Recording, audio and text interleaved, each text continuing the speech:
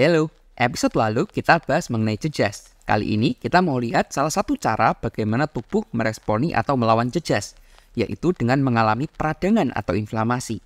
Radang merupakan respon jaringan berpembuluh darah terhadap jejas yang bertujuan untuk satu, mengeliminasi stimulus, baik itu infeksius yang disebabkan oleh patogen seperti bakteri, virus, dan kawan-kawannya, atau non-infeksius yang disebabkan oleh trauma, suhu ekstrim, imunodefisiensi, dan lain-lainnya. Dan kedua, untuk merintis adanya perbaikan.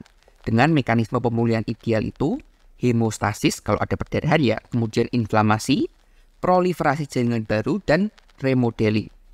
Semua jenis peradangan itu kamu ambil bagiannya, entah di tubuh mana, belakangnya dikasih tambahan imbuhan itis. Jadi misal, faringitis itu radang pada tenggorokan. Konjungtivitis itu pada konjungtiva mata. Gingivitis radang pada gingiva atau gusi, dan seterusnya. Kita bisa mengenali peradangan dengan 5 tanda kardinal atau tanda umumnya, yaitu rubor, kalor, dolor, tumor, dan fungsiolesi.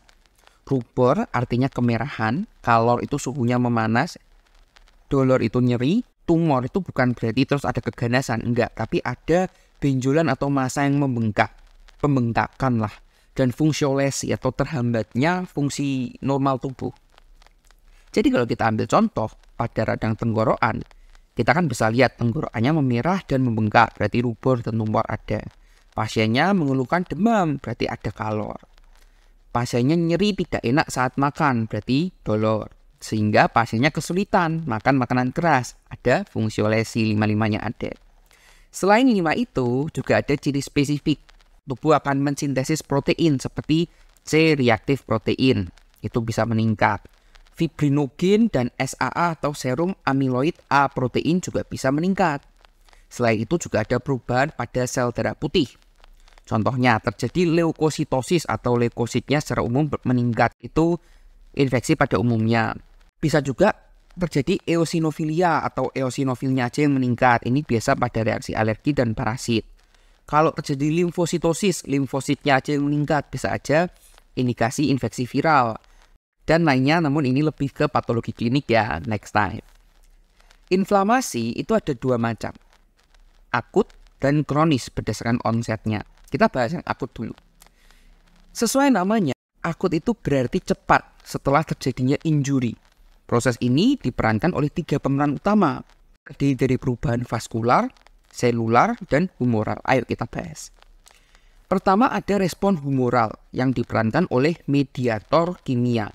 Ketika jaringan mengalami trauma, ada invasi bakteri, hal ini dapat dikenali oleh reseptor jaringan atau komponen imun di jaringan tersebut dan memanggil kawan-kawannya untuk memberi respon tubuh. Nah, cara memanggilnya ini menggunakan perantara yaitu mediator proinflamasi yang diperankan oleh sistem kinin, komplementer, koagulasi, dan fibrinolisis ya, banyak sekali. Nah, ini contohnya dari rusaknya membran sel, kemudian ada asam aragonat, itu bisa diubah menggunakan sistem siklooksigenase atau COX. COX ini salah satu yang terkenal banget yang bisa memampukan kita buat merasakan nyeri. Ini juga pathway yang sering diserang oleh paracetamol. Banyak sekali, tapi kita bisa bagi berdasarkan fungsinya. 1. Bisa saja dia meningkatkan permeabilitas diperankan oleh bradykinin dan histamin. 2. Dia bisa kontraksi otot polos diperankan oleh prostaglandin dan leukotrin. 3. Dia bisa saja vasodilatasi dan vasospasme diperankan oleh histamin dan platelet activating factor. 4. Dia bisa rekrutmen leukosit yang diperankan oleh sitokin, interleukin, tumor necrosis factor alpha, dan kawan-kawannya. Ada banyak sekali. Kalau kalian tertarik belajar dari sudut pandang imunologisnya, kalian bisa tonton video aku ini ya, tentang pertahanan tubuh. Kedua, ada peran respon seluler, maksudnya respon yang dimediasi oleh sel. Nah, kalau di radang akut, itu pemerannya sel PMN, polimorfonuklear atau sel darah putih neutrofil, dan ada juga sel makrofag. Prosesnya itu terdiri dari pertama pemanggilan, yang namanya kemostaksis. Nah, kemostaksis ini merupakan proses rekrutmen atau pemanggilan leukosit dari aliran pembuluh darah ke jaringan terdekat yang mengalami kerusakan. Ada messengernya namanya kemoatraktan. Habis itu terjadi namanya emigrasi. Emigrasi itu kan term sosial ya, nama sainsnya itu gerak diapedesis. Sel Darah putih di pembuluhnya itu akan merambat ke dindingnya, kemudian dia akan menggelinding atau rolling mencari celah di endotel, kemudian dia bisa nyelip atau masuk ke dalam jaringan yang rusak. Setelah dia di dalam jaringan yang rusak, juga ada respon seluler fagositosis, yaitu mereka literally memakan jejas atau sel yang rusak, dibersihin. Jadinya fagositosis ini dengan pertama selnya itu dimakan, kemudian dimasukkan di dalam vesikel di dalamnya. Nah, di dalam selnya ini bisa dihancurkan, kemudian keluar menjadi debris-debris yang sudah tidak berbahaya. Dan terakhir ada respon vaskuler, yang terjadi adalah perubahan vasoaktif yang terjadi pada pembuluh darahnya itu. Makanya kita bisa lihat rubor, kalor, tumor, dan donor. Ujung-ujungnya itu mengubah permeabilitas kapiler. Kita tahu pembuluh darah itu kan ada fenestrasinya atau ada lubang-lubangnya ya. Nah, lubang-lubangnya ini bisa dimanipulasi sehingga permeabilitasnya itu bisa meningkat. Harapannya sel darah putih bisa lebih mudah masuk ke dalam jaringan yang rusak dan mengepung apapun itu yang menyebabkan kerusakannya. Beberapa morfologi radang akut seperti ada serosa, itu artinya eksudat jernih, cairan jernih akibat radang ringan, misal luka bakar, efusi pleura. Ada juga pseudomembran, munculnya lapisan putih semu terdiri dari sel epitel yang lepas, fibrin, dan inflamasi. Contohnya infeksi Candida di rongga mulut yang akut. Ada juga fibrinosa, munculnya eksudat tapi didominasi banyak dengan fibrin. Benang-benang fibrin yang kuning-kuning itu. Jadi kelihatannya kuning-kuning seperti mentega di roti, contohnya pada kasus perikarditis. Ada juga yang suppurativa atau purulens, maksudnya itu membentuk suatu discharge. Kalau dia di jaringan padat kita sebutnya abses. Kalau dia di jaringan yang berongga kita sebutnya empiema. Ada juga hemoragik karena kerusakan pembuluh darah atau defisiensi faktor koagulasi, banyak dijumpai di peradangan di pankreas.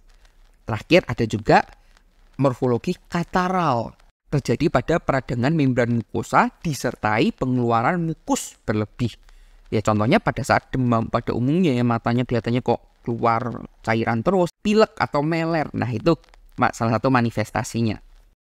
Nasib dari radang akut itu tergantung pada kemampuan tubuh untuk menghilangkan agen penyebab atau etiologinya. Jika dia berhasil mengatasi penyebab, maka akan terjadi dua kemungkinan. Entah sembuh total, resolusi dari masalahnya, kalau saya mampu regenerasi ya jadi seperti baru, atau sembuh sebagian, namanya fibrosis, atau muncul bekas luka yang disebut jaringan parut, scar tissues. Kalau dia gagal menghilangkan agen penyebabnya, maka akan terjadi komplikasi, yang ujung-ujungnya healingnya itu tertunda, atau bisa aja malah menjadi radang yang bersifat kronis. Beberapa contoh komplikasi itu seperti abses dan empiema, tadi kita udah bahas, itu isinya kumpulan nanah dan sel inflamasi yang terkumpul. Abses pada rongga padat, abses pada tempat padat, empiema pada rongga, misalnya pleura. Bisa juga terjadi ulcer, yaitu diskontinuitas pada mukosa.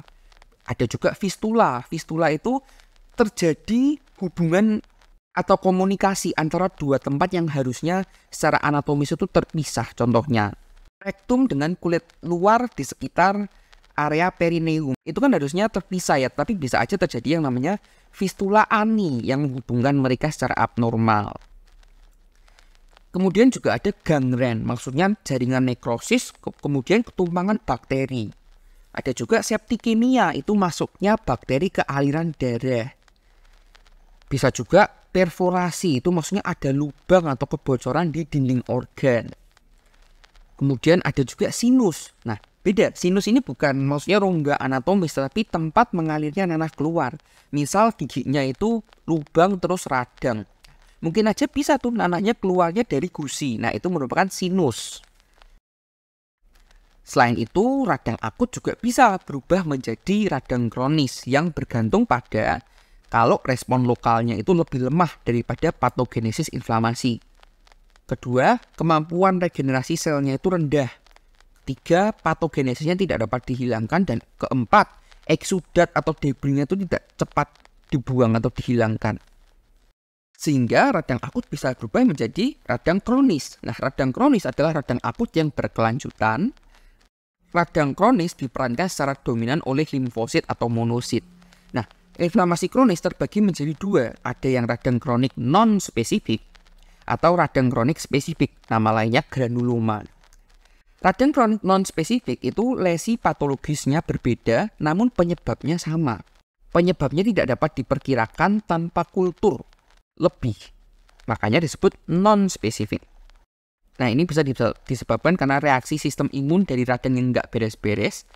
Nah, dia juga memiliki reaksi seluler yang khas. Pertama, ada infiltrat peradangan seperti limfosit, neutrofil, makrofag yang menginfiltrasi jaringan yang kena. Kedua, ada kerusakan jaringan. Contohnya dengan pembentukan fibrosis atau scar tissue yang berlebihan. Kita bisa lihat secara mikroskopik dengan penumpukan serat kolagen dan matriks ekstraseluler yang lainnya di jaringan itu. Dan ketiga, ada perubahan angiogenesis, perubahan dari arsitektur pembuluh darah di jaringan tersebut dari segi kepadatan pembuluhnya dan aktivasi sel imun. Lawannya ada radang kronik yang spesifik, disebutnya granuloma. Definisinya itu lesi patologisnya sama untuk penyebab tertentu, dimanapun lokasinya mendapatkan gambaran patologis yang sama. Nah, granuloma itu dibentuk oleh kelompok makrofag atau sel epiteloid histiosit dikelilingi kapsul fibrosa yang membentuk pola palisade atau garis-garis paralel di sekitar jaringan nekrotik atau benda asingnya. Ini contoh dari pola palisade, jadi ada bagian kosong zona anuklear dan pinggir-pinggirnya itu ada seperti batas berisi nukleus palisade penuh, jadi kelihatannya ada daerah yang kopong. Dan kemudian ciri khasnya itu ada sel datia atau multinucleated giant cell yang merupakan gabungan atau fusi dari sel monosit atau makrofag. Nah, macam granuloma itu ada 3, infeksius, non-infeksius, dan granuloma foreign body atau benda asing. Baiklah, gimana nggak terlalu sulit kan? Sebelum saya menghilang, ada sedikit resume dari pembahasan kita hari ini. Radang itu ada 2 macam, akut dan kronis. Kronis dibagi lagi menjadi kronis non-spesifik dan kronis spesifik atau granuloma.